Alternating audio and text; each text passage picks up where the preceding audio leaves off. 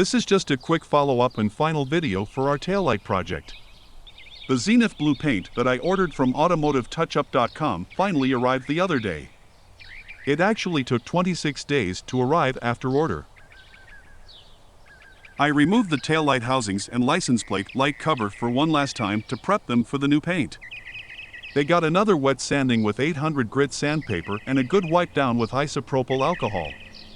At last, it was time to test the new paint.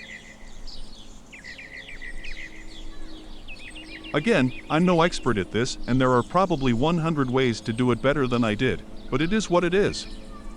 I gave all 3 pieces 3 coats of paint, allowing them to cure for about 15 minutes in between coats. It's probably hard to tell by the photos, but the paint from Automotive Touch-Up is a much closer match to the original Zenith blue paint. Not perfect, but the original paint has had 55 years to fade a bit. Overall, I'm very pleased with the end result, and that's all that matters. This was a fun little project, and I think it gives the Beetle a little more character. I really hope that you enjoyed this video series and found it useful. If you did, please take a moment to give the video a thumbs up, share and consider subscribing to our channel. We'd greatly appreciate it.